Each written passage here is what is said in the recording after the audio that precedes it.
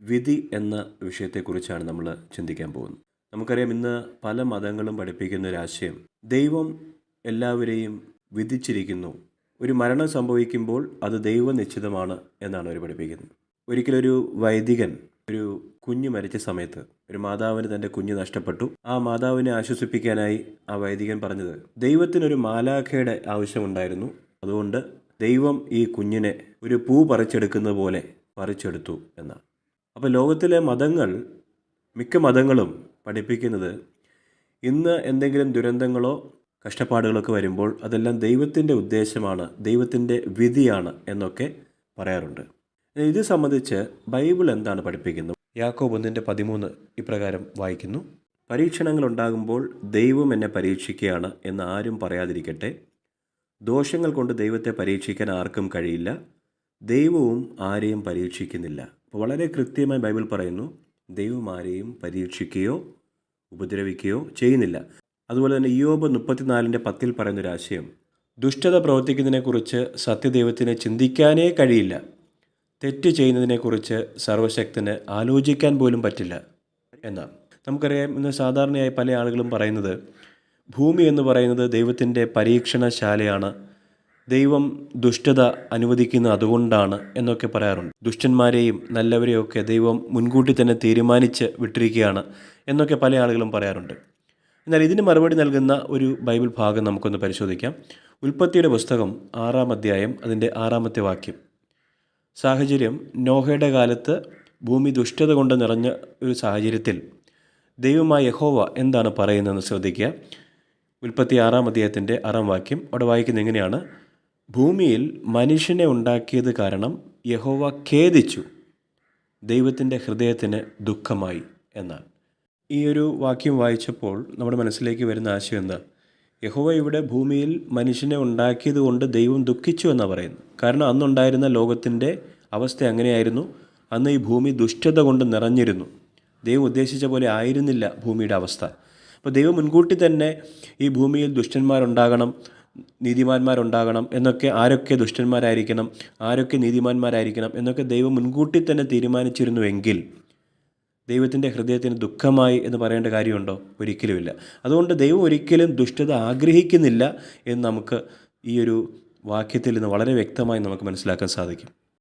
നമുക്കറിയാം, ഏതൊരു മാതാവും പിതാവും ആഗ്രഹിക്കുന്നത് എന്താണ്? താനുള്ള കാലത്തോളം തൻ്റെ മക്കളും തൻ്റെ കൂടെ ഉണ്ടായിരിക്കണം എന്നല്ലേ? തൻ്റെ കാലശേഷവും അവർ ജീവിച്ചിരിക്കണം എന്നാണ് ഏതൊരു മാതാവും പിതാവും ആഗ്രഹിക്കുന്നത്, അല്ലേ? ഏതെങ്കിലും ഒരു മാതാവോ പിതാവോ ഇങ്ങനെ ഒരു ആശയം പറയുമോ? എൻ്റെ മൂത്ത മകൻ 20-ാമത്തെ വയസ്സിൽ ക്യാൻസർ രോഗം പിടിപെട്ട് മരിക്കട്ടെ, എൻ്റെ രണ്ടാമത്തെ മകൾ 15-ാമത്തെ വയസ്സിൽ ഒരു ആക്സിഡൻറ്റിൽ അകപ്പെട്ട് മരിക്കട്ടെ എന്ന് ഏതെങ്കിലും ഒരു മാതാവോ പിതാവോ പറയുമോ? ഒരിക്കലുമില്ല. ദുഷ്ടന്മാരായിരിക്കുന്നവർ പോലും അവരുടെ മക്കൾ ജീവിച്ചിരിക്കാനാണ് ആഗ്രഹിക്കുന്നത്. അങ്ങനെയാണെങ്കിൽ നമ്മുടെ എല്ലാം സൃഷ്ടാവായ സ്നേഹവാനായ ദൈവം തൻ്റെ മക്കളായ നമ്മൾ കഷ്ടപ്പെടണം, ദുരന്തങ്ങൾ അനുഭവിക്കണം, വേദന അനുഭവിക്കണം, ഇഞ്ചിഞ്ചായി മരിക്കണം എന്ന് ആഗ്രഹിക്കുമോ? അങ്ങനെ ആഗ്രഹിക്കുകയാണെങ്കിൽ നമുക്കൊരിക്കലും ആ ദൈവത്തെ സ്നേഹവാനായ ദൈവം എന്ന് പറയാൻ കഴിയില്ല. അതുകൊണ്ട് ബൈബിൾ പഠിപ്പിക്കുന്നത് ദൈവം ഒരിക്കലും അങ്ങനെ ആഗ്രഹിക്കുന്നില്ല എന്നാണ്. ദൈവം ദുരന്തങ്ങൾ കൊണ്ടുവരുന്നില്ല. അപ്പോൾ ദൈവം ആഗ്രഹിക്കുന്നത് താനുള്ള കാലത്തോളം തൻ്റെ മക്കളും ജീവിച്ചിരിക്കണമെന്നാണ്. ആ ഉദ്ദേശത്തിലായിരുന്നു ദൈവം ആദ്യ മാതാപിതാക്കളായ ആദാമിനെ ഹവ്വയും ഒരു പർദീസ ഭൂമിയിലാക്കി വെച്ചത്. അവർക്ക് രോഗമോ വാർദ്ധക്യമോ മരണമോ ഒന്നും ഉണ്ടായിരുന്നില്ല. പക്ഷെ അവരെന്ത് ചെയ്തു? അവർ തെറ്റായ ഒരു തീരുമാനം എടുത്തു. സൃഷ്ടാവായ ദൈവത്തെ അനുസരിക്കുന്നതിൽ അവർ പരാജയപ്പെട്ടു. ഈ ആദാമും ഹവ്വയും ചെയ്ത തെറ്റ് നിസ്സാരമായൊരു തെറ്റായിരുന്നില്ല, മനഃപൂർവ്വമായി ചെയ്തൊരു തെറ്റായിരുന്നു. കാരണം അവർ പൂർണ്ണ മനുഷ്യരായിരുന്നു. പൂർണ്ണ മനുഷ്യരെ സംബന്ധിച്ച് നമ്മൾ പറയുകയാണെന്നുണ്ടെങ്കിൽ അവർക്കുള്ള നാച്ചുറൽ ടെൻഡൻസി, സ്വാഭാവികമായ ചായ്വ് എന്ന് പറയുന്നത് ശരി ചെയ്യുക എന്നുള്ളതായിരുന്നു. നമ്മളെ സംബന്ധിച്ച് പറയുകയാണെന്നുണ്ടെങ്കിൽ നമ്മളെല്ലാവരും അപൂർണ മനുഷ്യരാണ്, അല്ലെങ്കിൽ പാപികളാണ് എന്ന് ബൈബിൾ പറയുന്നു. ഈ പാപികളായ മനുഷ്യരുടെ പ്രത്യേകത, നമുക്കെല്ലാമുള്ള നാച്ചുറൽ ടെൻഡൻസി എന്ന് പറയുന്നത് തെറ്റ് ചെയ്യുക എന്നുള്ളതാണ്. എന്നാൽ ആദാമിനെയും ഹവ്വയെയും സംബന്ധിച്ചിടത്തോളം അവർക്ക് ആ ചായ്വ് ഉണ്ടായിരുന്നില്ല. അവർ പൂർണ്ണ മനുഷ്യരായിരുന്നു. അവർക്ക് ശരി ചെയ്യാനുള്ള ചായ്വാണ് അവർക്കുണ്ടായിരുന്നത്. അവർ തെറ്റ് ചെയ്യണമെങ്കിൽ മനഃപൂർവ്വമായി അവർ തെറ്റ് ചെയ്യണമായിരുന്നു. അപ്പം അങ്ങനെയാണ് ആദാമും ഹവ്വയും മനഃപൂർവ്വമായി തെറ്റ് ചെയ്തു. എങ്കിലും ദൈവം അവരുടെ സന്താനങ്ങളെ കൈവിട്ടില്ല.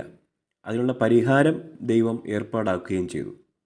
തൻ്റെ പുത്രനായ യേശുക്രിസ്തുവിനെ ഒരു മോചന വിലയായി നൽകിക്കൊണ്ട് ആദാം വരുത്തിവെച്ച പാപത്തിൽ നിന്നും മരണത്തിൽ നിന്നും മനുഷ്യവർഗത്തെ രക്ഷിക്കാനുള്ള ക്രമീകരണം ദൈവം ചെയ്തു. താമസിയാതെ തൻ്റെ പുത്രനായ യേശുക്രിസ്തു ഈ മുഴു ഭൂമിയും ഭരിക്കുമ്പോൾ ഈ ഭൂമിയിൽ നിന്ന് രോഗം, വാർദ്ധക്യം, മരണം എന്നിവ തുടച്ചു നീക്കും. ആദാം വരുത്തിവെച്ച എല്ലാ കഷ്ടപ്പാടുകളിൽ നിന്നും ഒരു മോചനം സാധ്യമാകും.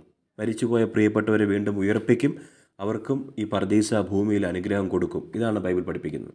അതുകൊണ്ട് ബൈബിൾ ഒരിക്കലും ദൈവമാണ് സകല അനീതിക്കും ഉത്തരവാദി, അല്ലെങ്കിൽ ഇന്നത്തെ കഷ്ടപ്പാടും ദുരന്തങ്ങൾക്കും കാരണം ദൈവമാണെന്ന് ബൈബിൾ പഠിപ്പിക്കുന്നില്ല. അങ്ങനെയാണെങ്കിൽ പിന്നെ ആരായിരിക്കും? എന്തുകൊണ്ടായിരിക്കും നമ്മൾ ഇത്രയധികം കഷ്ടപ്പാടുകൾ അനുഭവിക്കുന്നത്?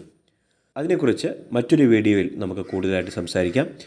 ഇതിനെ സംബന്ധിച്ച് എന്തെങ്കിലും സംശയങ്ങളോ ചോദ്യങ്ങളോ ഉണ്ടെങ്കിൽ നിങ്ങൾക്ക് കമൻറ്റായി ഈ വീഡിയോയുടെ താഴെ രേഖപ്പെടുത്താവുന്നതാണ്. എല്ലാവർക്കും വളരെ നന്ദി.